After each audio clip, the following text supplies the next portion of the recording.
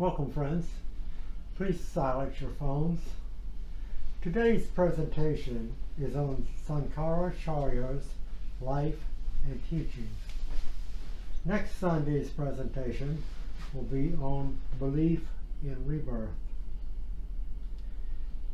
United Lodge of Theosophists students in the Washington, D.C. area meet here at 4865A Cordell Avenue, Bethesda, Maryland, at 11 a.m. on Sundays.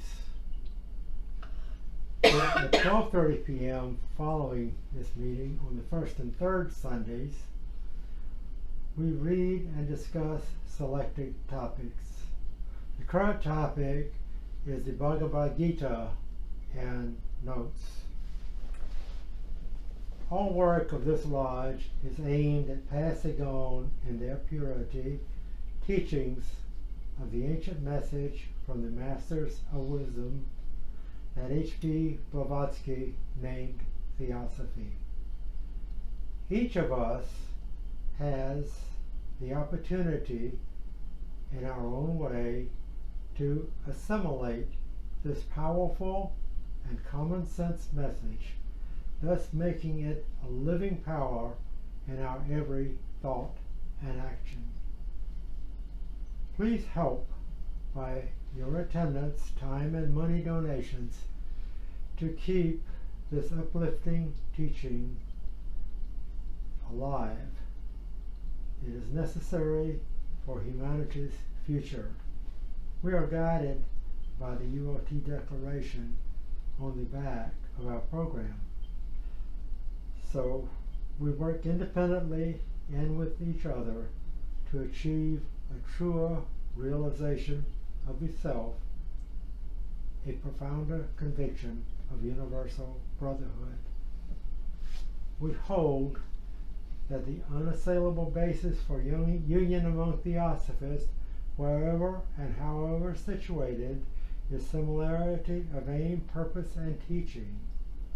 We have neither constitution, bylaws, nor offices.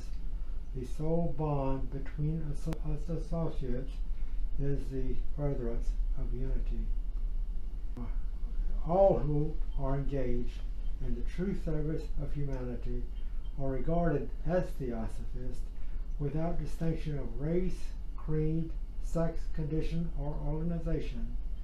And we welcome to our association all those who are in accord with the purposes of our declaration and who desire to fit themselves by study and otherwise to be the better able to help and teach others. The true Theosophist belongs to no cult or sect, yet belongs to each and all.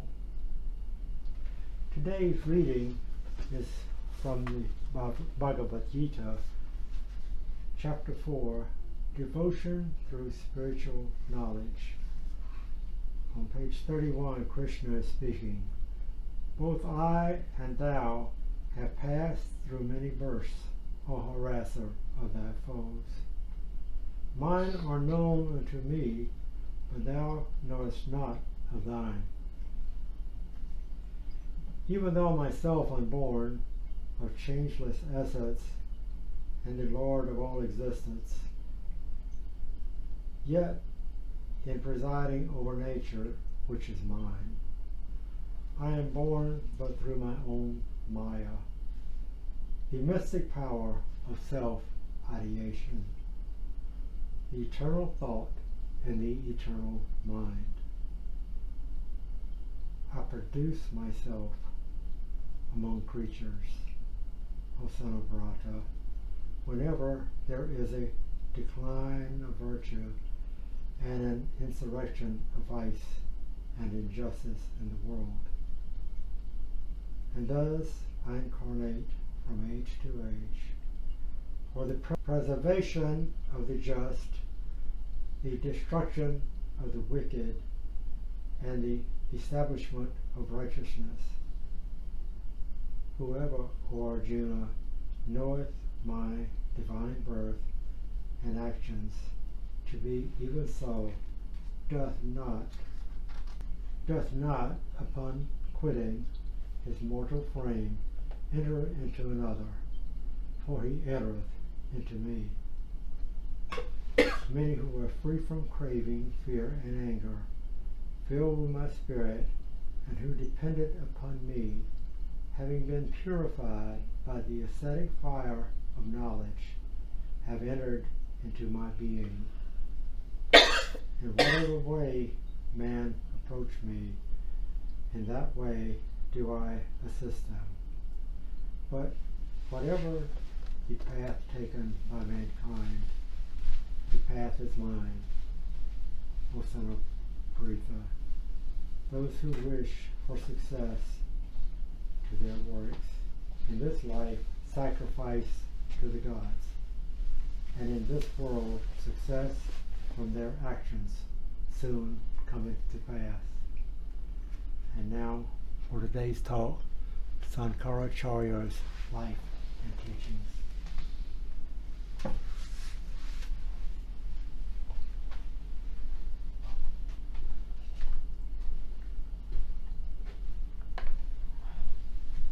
Welcome, friends.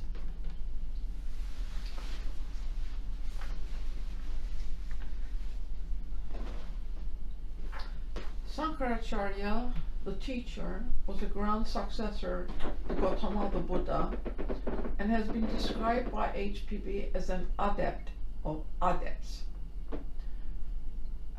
In trying to fix a date as to when he flourished, the modern scholars vary very widely from one another in fixing a date.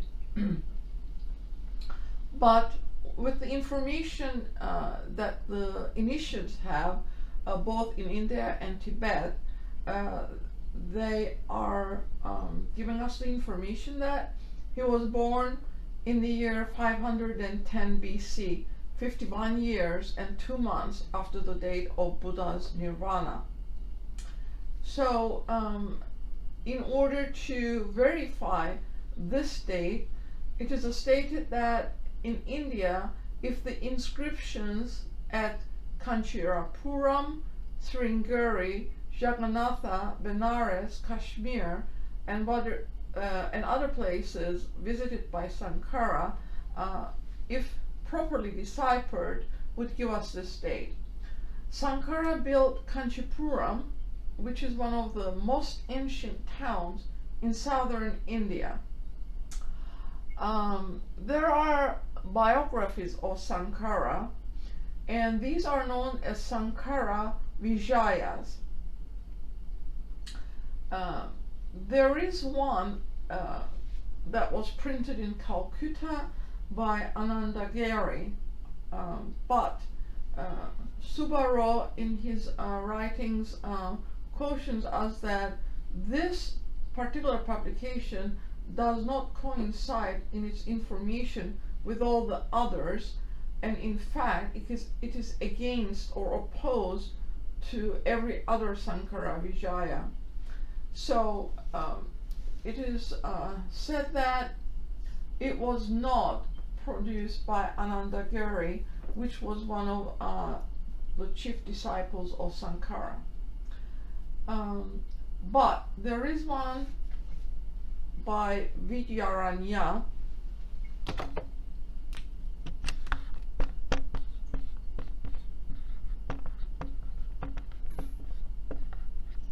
and it is stated that this is the best one to refer to because it is the most reliable source for his biography.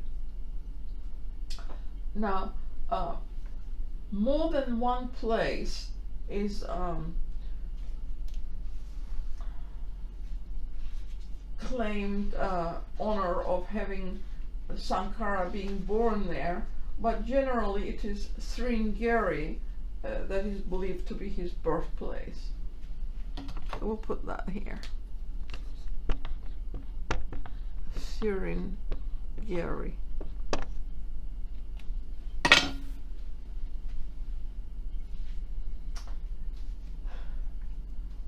And his life is full of unexplainable events and occurrences.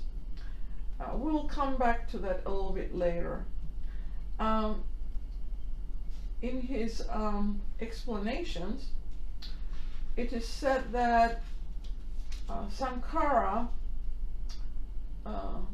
learned the Sanskrit language in the first year. In the second, he learned to read. At age 3, he studied the Kavyas and Puranas and understood many portions of them by intuition.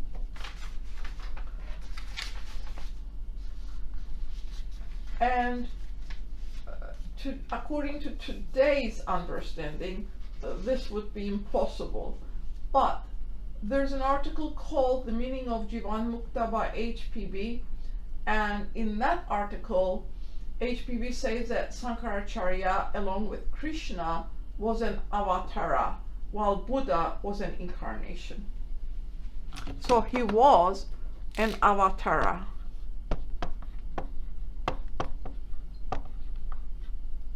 As well as Krishna. So Krishna and Sankaracharya are avatars, but Buddha a reincarnation. Now what's the difference? Well, in a reincarnation, we're born from the womb and we have to go through all of the differentiations in it.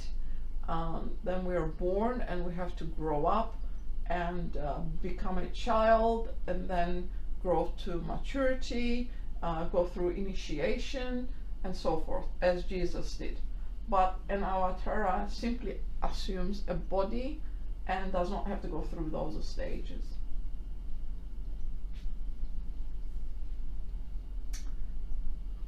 In his 7th year, after learning Itihasa, Puranas, Mahabharata, and Smriti, he returned home. In other words, he traveled. One day, his mother fainted because of heat as well as debility produced by her severe austerities, because of obtaining a son was so important to her. And the story goes to say that Sankaracharya brought her back to consciousness and rerouted the course of the river so that his old mother would not have to walk a long distance to the river. During his 8th year, he decided to become a sannyasi.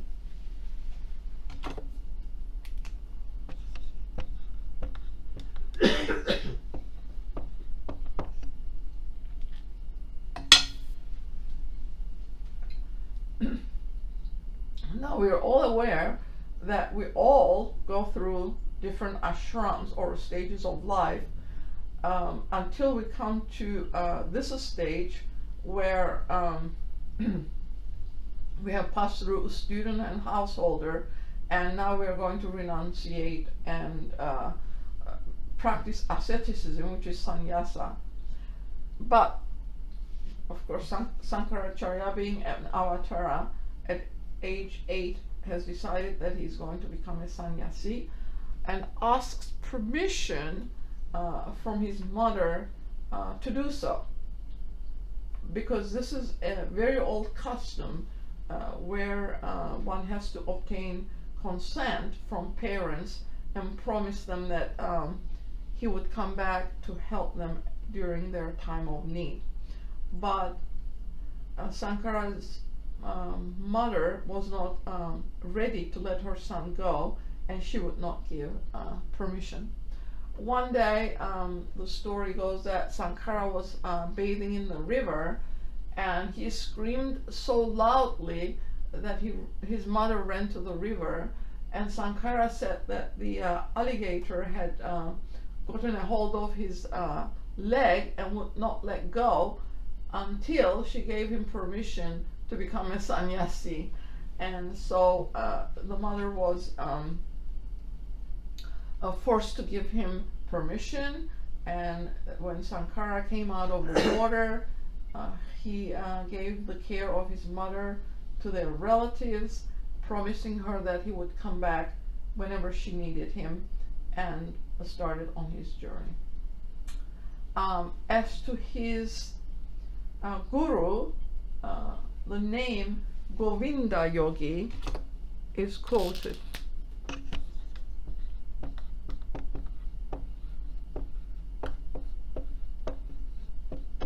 So his guru's name is Govinda Yogi, and it is not generally known that this name, this yogi, was in fact Patanjali.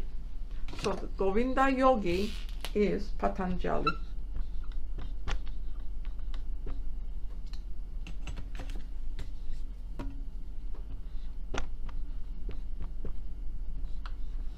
So Govinda Yogi and Patanjali are synonymous names. Again, Subaru draws our attention to verses in the 5th chapter of Vidyaranya's biography of Sankara, and shows us that Govinda Yogi and Patanjali were in fact the same. So at that time, one assumed, as an initiate, one assumed the name during that initiation. So his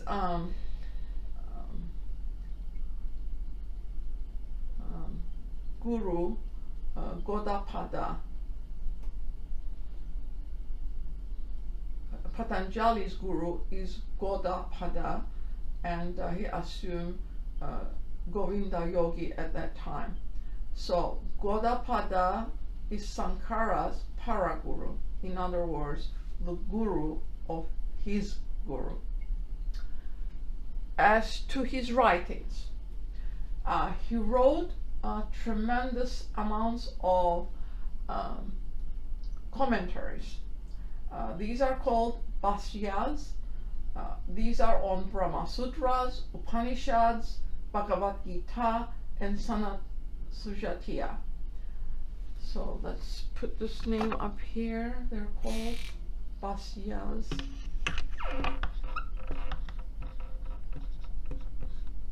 And these are commentaries.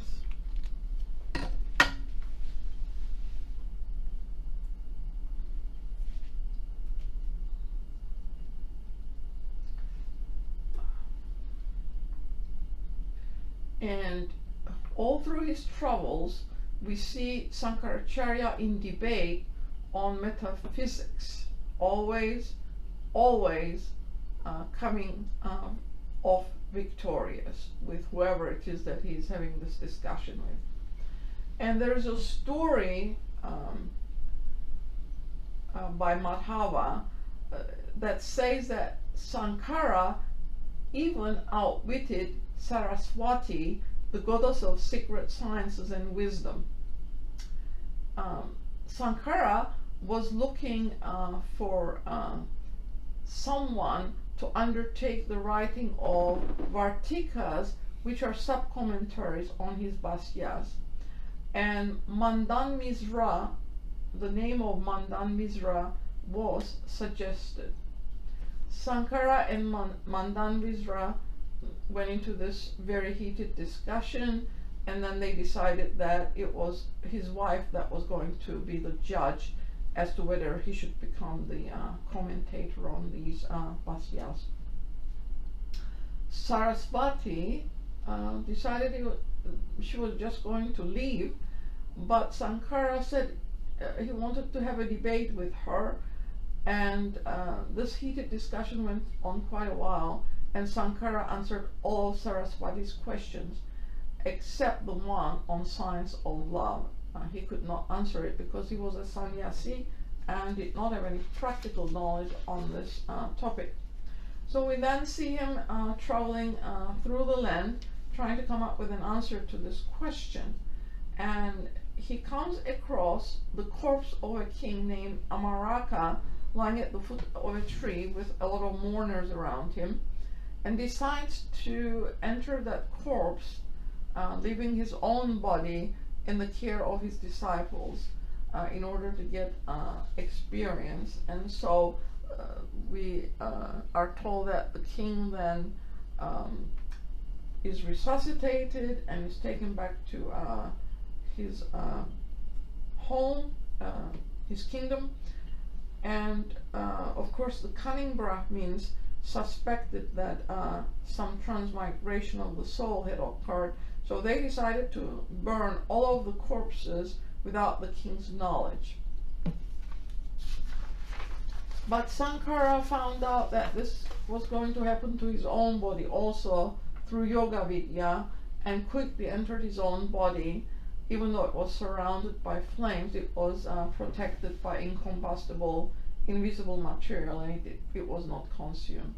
Now, HPB comments that the power of a yogi to quit his own body and enter and animate another is affirmed by Patanjali in his Siddhas of Krishna.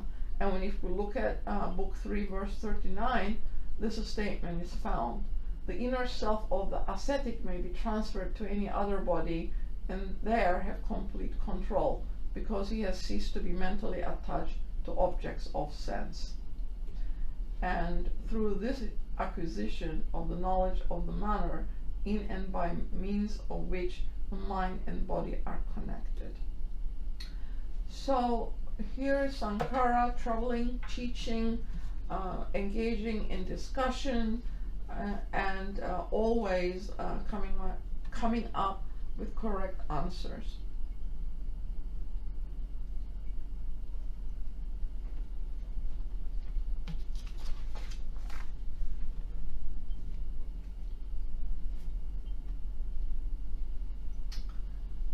Sankara had very many pupils, but 4 of them are well known. These 4 are Padmapada, Suresvara, Totaka or Trotaka, and Hastamalaka. So he continued to travel all over the land with his disciples, composing philosophical treatises and engaging opponents in debate. Sankara is said to have founded 4 mathams.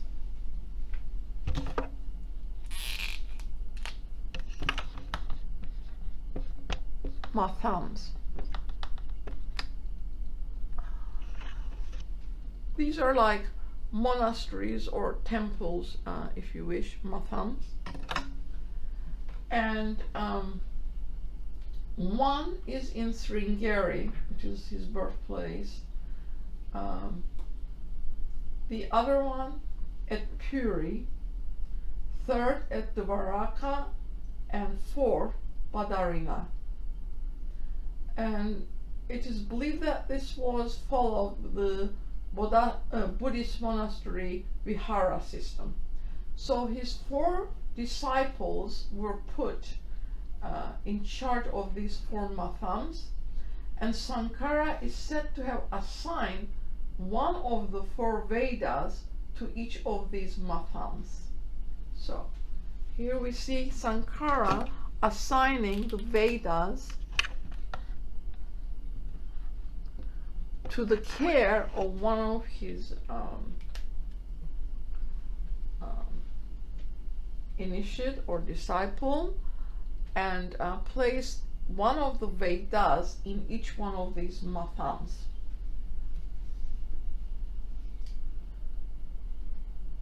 Govardhan Matham at Puri is associated with Rig Veda, Sharada Pitham at Sringeri with Yajur Veda, Dvaraka Pitham with Sama Veda, and Jyotirmath at Badrinath with Atharva Veda. So the foundation he established was one of the most significant factors in the development of his teachings into the leading philosophy of India. To this day, it is stated that the heads of these mathams are known as Sankaracharyas. It was a universal custom at that time in the ancient world for the teacher to assume a name title which was occultly indicative of his mission, and those who continued with his work adopted that name. So the teacher's name became a generic appellation of the school he founded. So then the official manager, expounder in each of these schools called himself Sankaracharya in conformity with the practice of old occult traditions, and their duty was to preserve intact and prevent any violation of the teachings of the adept in their respective schools, writes Mr. Wadia. We see Sankara organizing the community of the Ekdandi monks into the Dasanami sannyasis, which are affiliated with these four mathans.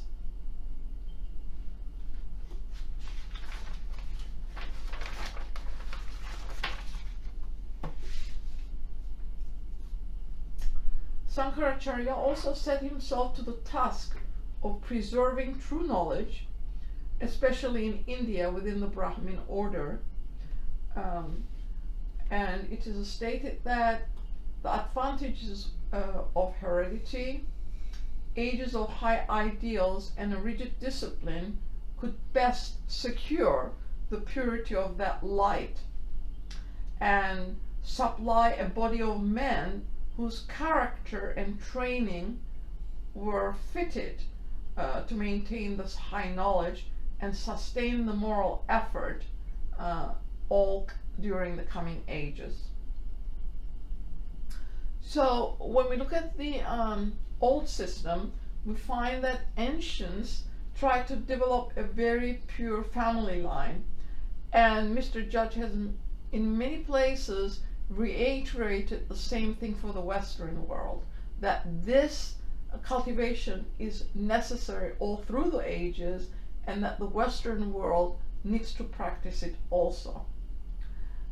What this does is that the pure family lines of the true Brahmins who had a genuine love of knowledge, they led a chaste life and had very high moral values, and they aspired to produce saviors and regenerators of humanity. Now, HPB in many of her writings says that humanity at this day is mixed, so family lines are mixed, and we need to remember that family lines are mixed.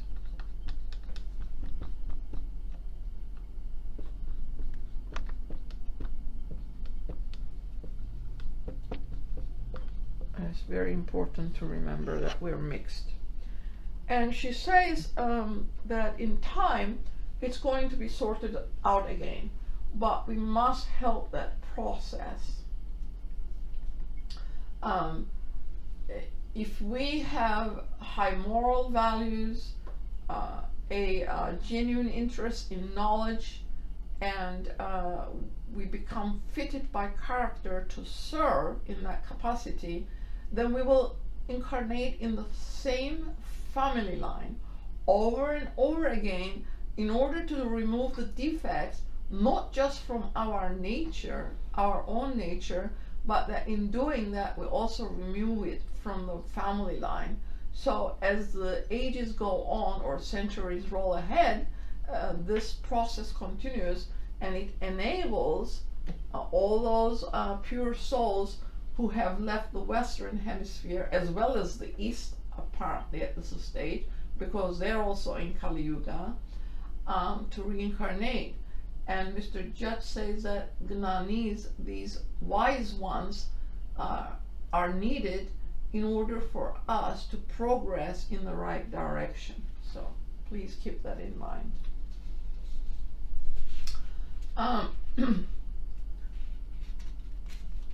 So, how did Sankara bring this revolutionary process about? He did three things. First, commenting on the great Upanishads and the Gita. Second, all the catechisms and manuals that he prepared for the aspirants to make it easier for them to take the first step on the path of wisdom. And thirdly, he produced a system of reform and discipline within the Brahmin order. And HPB writes in The Secret Doctrine that Sankaracharya founded the Smartava Brahmin sect.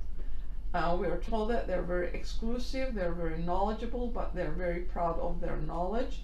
They're extremely secretive. They keep absolute silence in regard to occult sciences and the esoteric doctrine. But at the same time, it is stated that they have preserved some of the knowledge so that they're able to understand the Bhashyas. Other than that, it remains a dead letter word for the rest.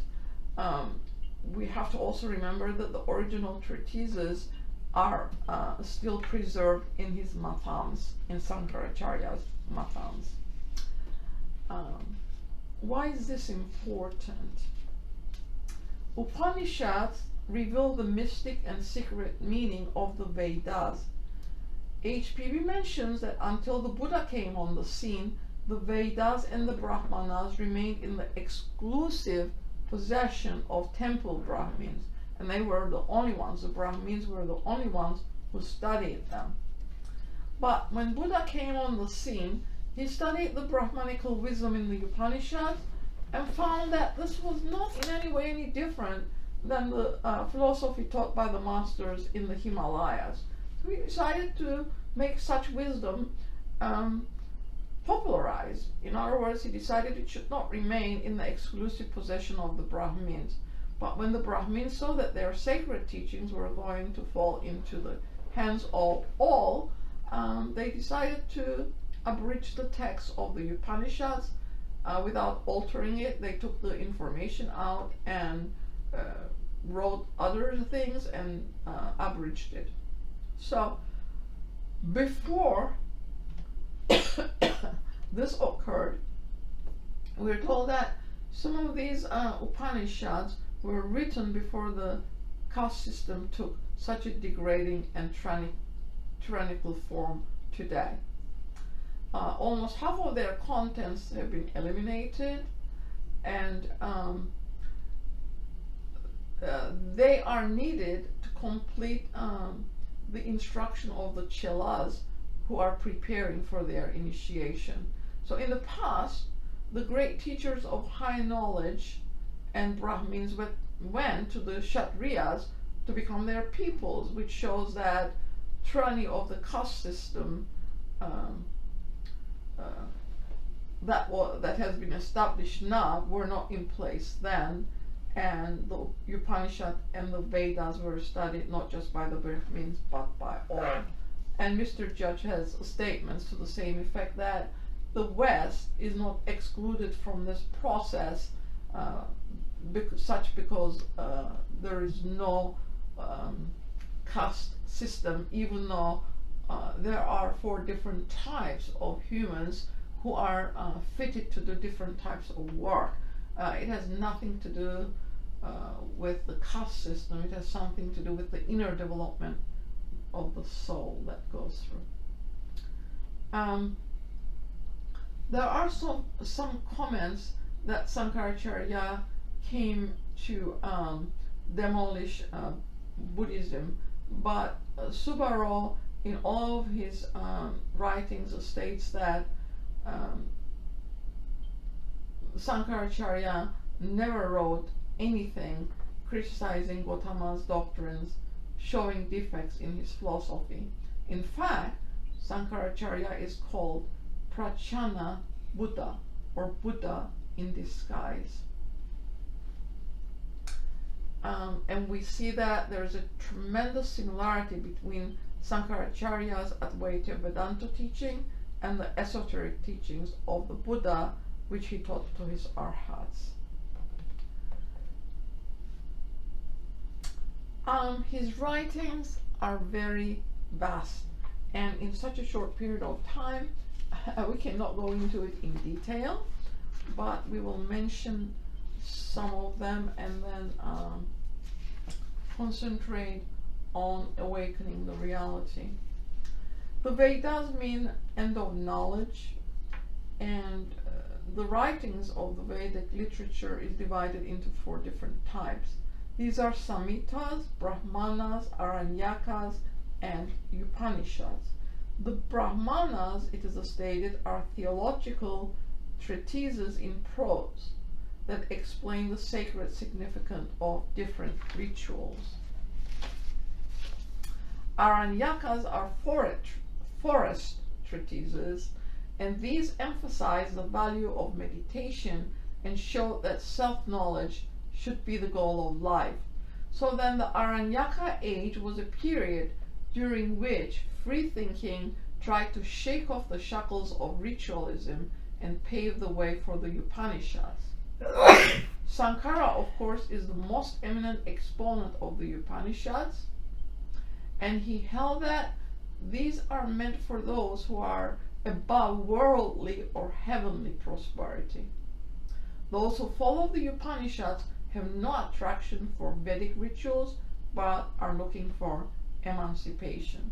And in the Secret Doctrine 1, page 269-70, this is how the word Upanishad is explained.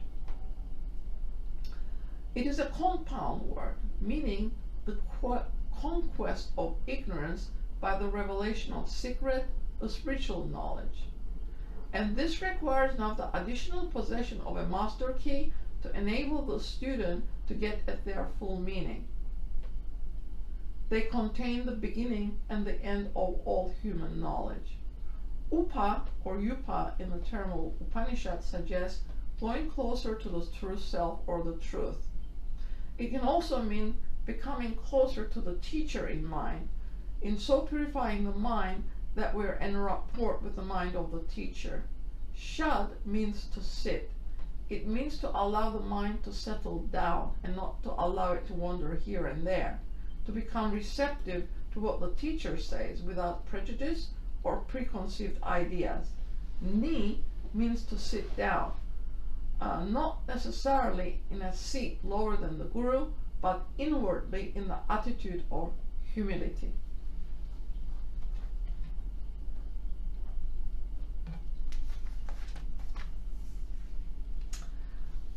Sankara compares creation to magic or jugglery.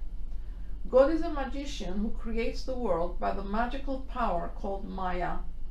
Maya is not distinct from Brahman, but is indistinguishable from it, just as power to burn is inseparable from fire.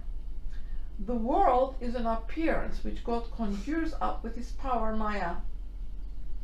Sankara distinguishes between 2 different points of view.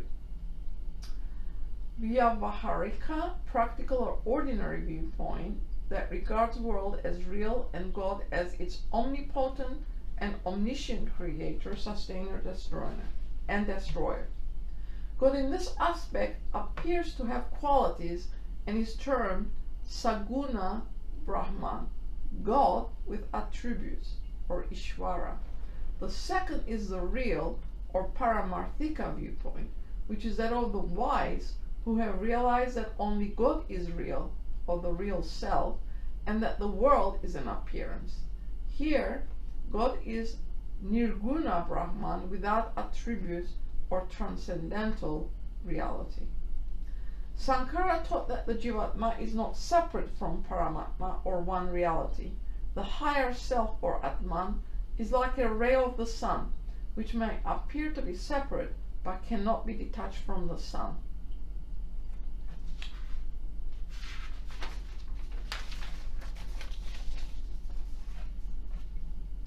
The evolution of the world out of Brahman is through its power of Maya, as we said before. Sankara teaches gradual evolution of the world out of Brahman through Maya by a process of apparent change of the subtle to the gross. There are 3 stages in the process of evolution, analogous to the stages in the development of a seed into a plant. There is the undifferentiated seed stage or causal stage, the subtly differentiating germinating stage, and the fully differentiated plant stage. All change and evolution belong to the sphere of Maya. It is Maya, the creative power, which at first remains unmanifested, then becomes differentiated into subtle objects, and then into gross ones.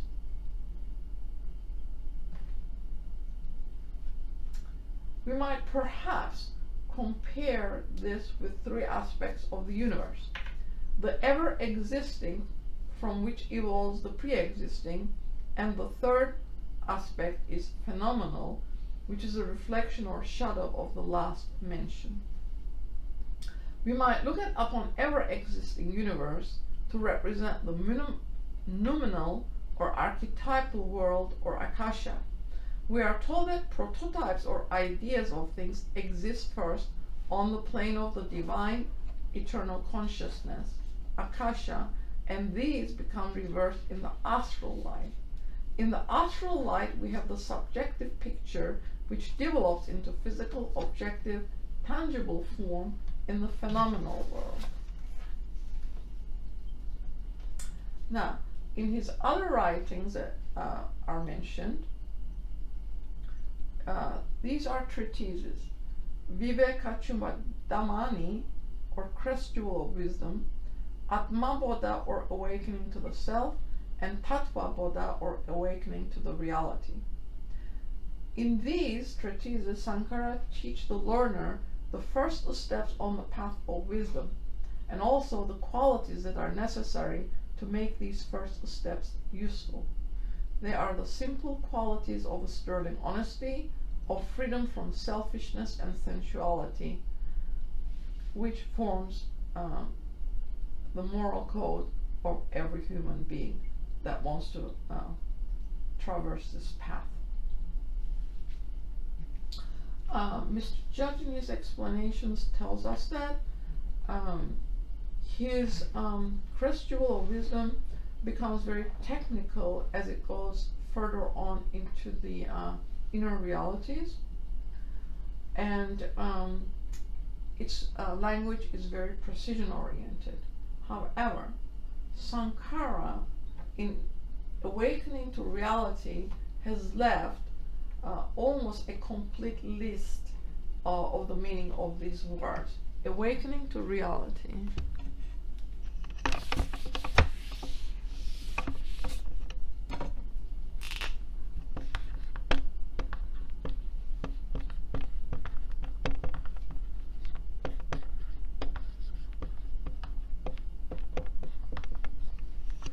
And it's available in the Theosophy magazine. You can look it up, Awakening to Reality. And in it, all of the processes that we have to go through in order to get to the reality is explained. There are 4 perfections, vestures, modes, veils, and these are all explained. Now, what is it about? Awakening to Reality is a summary of an intuition of the world, a solution of the universe. Only those who have certain mental and moral endowments are ripe for the understanding of such a solution of the world. Briefly, these endowments are wisdom and will. The solution which is the real self of every man is the eternal. This self is inwardly beginningless and thus immortal, but outwardly it becomes manifest as 3 lesser selves, each with its own vesture in its own world. The lowest is the physical. This is referred to as the pervading, with its physical vesture in the waking world. Next is the emotional self, the radiant, with its emotional vesture in the dreaming world.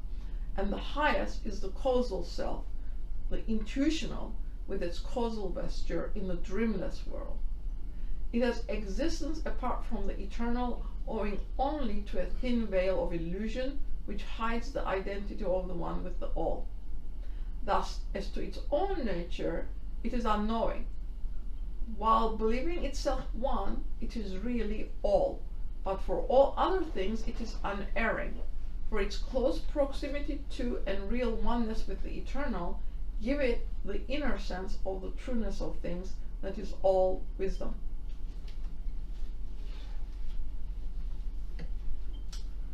So, in this, we come to the conclusion that the real is that a man shall know the own nature of his own self to be being, consciousness, and bliss. In other words, eternal, wisdom, and love. And in many a writing in Sanskrit, it is referred to as Sat, Chit, and Ananda. Sat is being. HPB also refers to it as beingness in the Secret Doctrine. Chit is consciousness.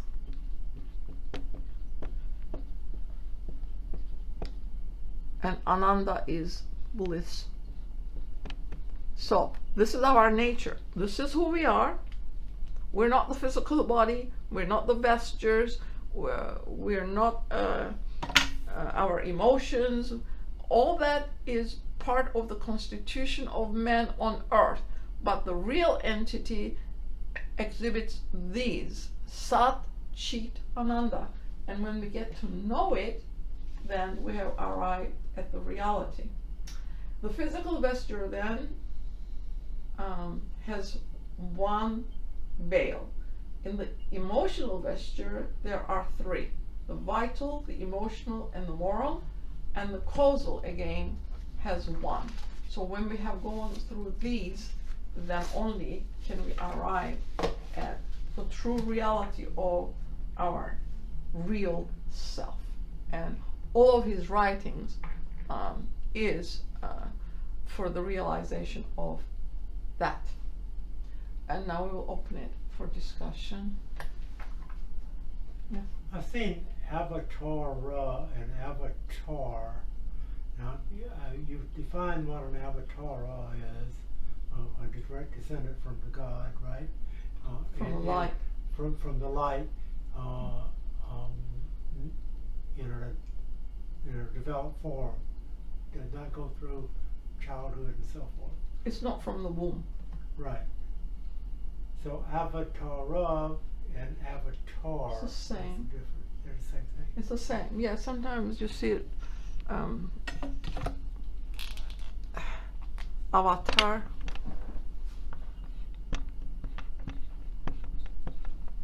Sometimes avatara. It's the same thing. Avatara. Yep. Same thing. The light simply enters into a body and controls it for its purpose of enlightenment. As we read in the Bhagavad Gita, when wickedness increases, when morality decreases, then Krishna appears on earth. So that is what that is. It's the light of the core that comes down to the earth field and enters into a human form in order to do whatever work it has chosen to do. And so Krishna and Sankaracharya in the Secret Doctrine are depicted as avatars,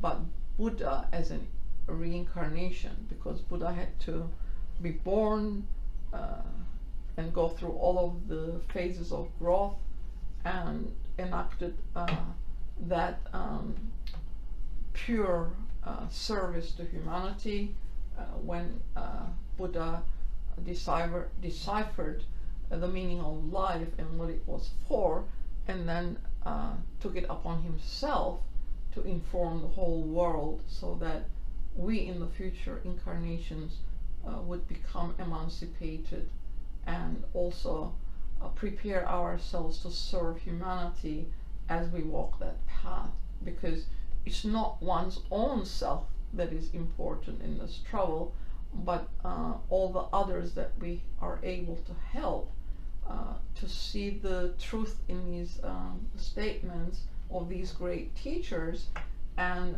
try to emulate them to the capacity that we have in making it become alive in our own daily lives.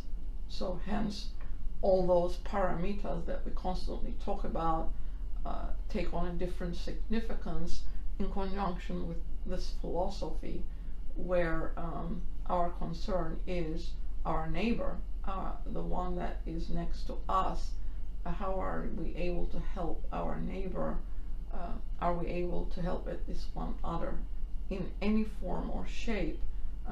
We are not expected to do great things as these great beings that come on earth, but every human soul has some gifts that it brings with it, and it can be used to it can be put to use in this direction. Unselfishness, kindness, charity, love.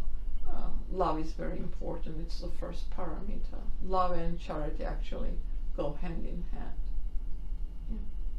So Krishna says, I produce myself when there's a decline in virtue and so forth. And so this is a continuing cycle we go through, and we're seeing cycles within cycles, where we see the deterioration of major religions and someone coming in. For example, it said that Muhammad came to straighten out some problems with Christianity and so forth. Well, Judaism, a bit, all of them declining. You mentioned Hinduism, the Brahmins. They have lost. Well, HPV says they have lost. They had lost the truth also. That they have lost the truth. They are teaching people superstitious stuff and how to follow. What was that word that we used?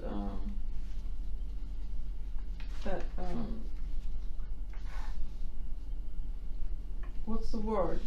I can't remember the word.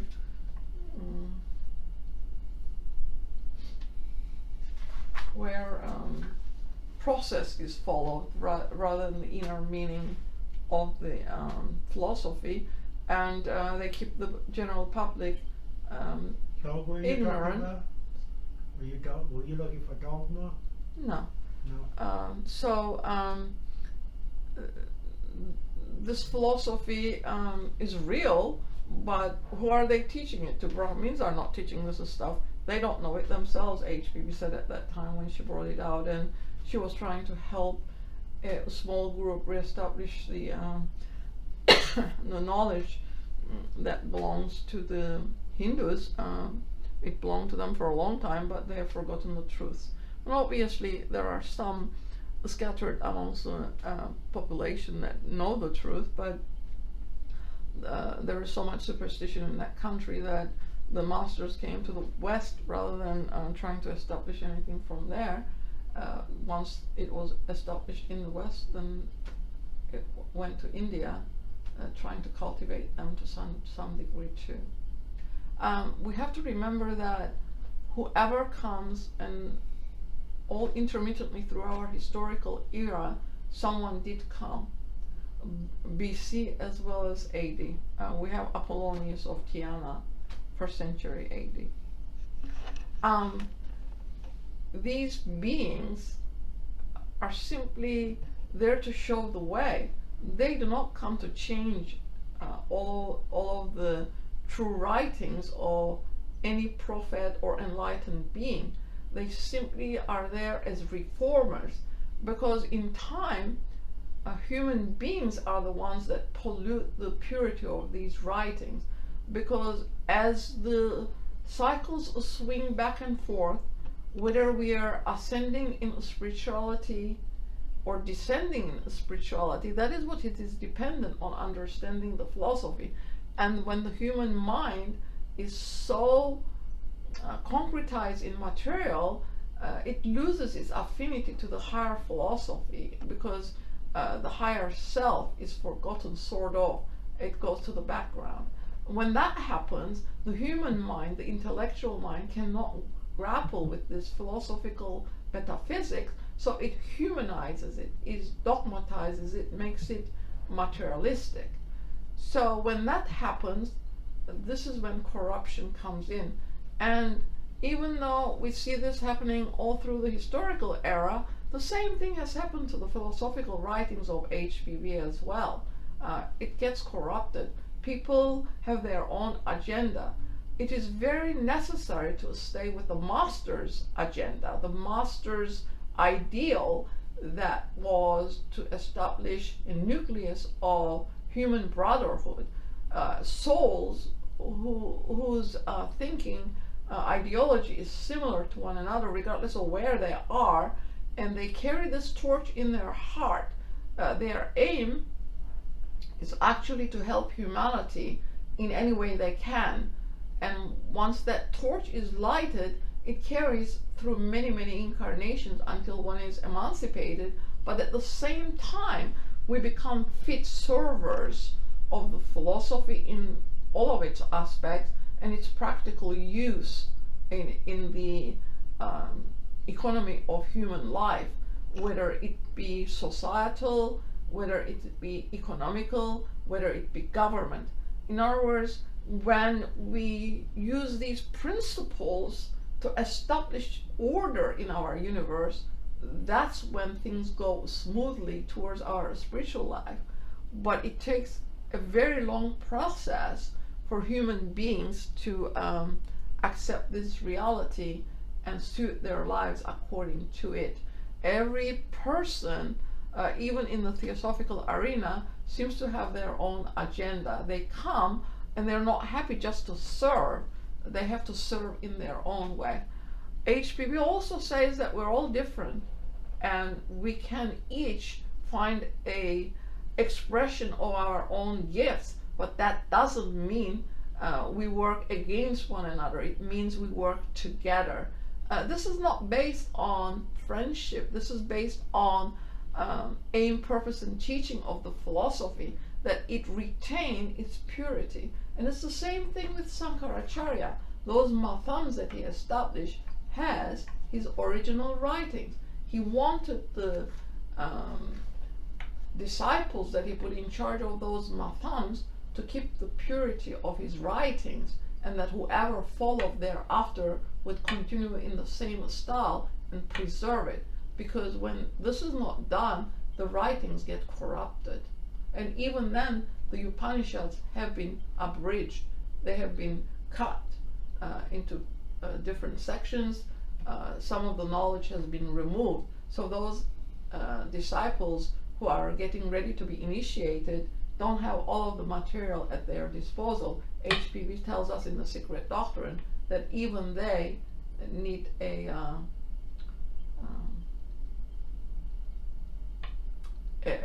guide to see them through the portions that are not in there. In other words, it's been taken out. So you illustrated many times how important it is to try to maintain this original philosophy. Theosophy being a good case in point in recent centuries. Over 100 years, it's gotten very corrupted, and that's why we try to stay with original teachings, but that's not popular. Well, it's impersonal, but it becomes very personal. Well, so. This is Kali Yuga, okay? And this was brought out at the end of the 5,000 year cycle of Kali Yuga. And obviously, since it is a long period of time, how long is it? About 400,000 years? It's going to get a lot worse before it gets better. However, the point in view is that we don't have to go through it that way. that those students of the philosophy who give it all they have by making an effort to disseminate this philosophy in the world by living the life themselves are becoming exemplars. This is very important.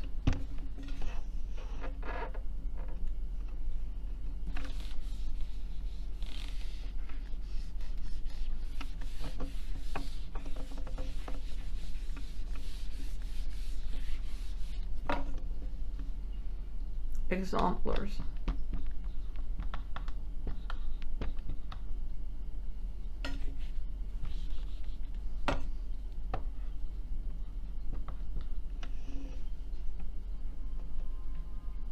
Exemplars, in the sense that we cannot just think that this influence is on the physical plane. We just said the physical plane is the lowest. What comes next? Psyche? The emotion. Emotion, okay. Emotional, astral, and then causal. Okay, and this is the highest here.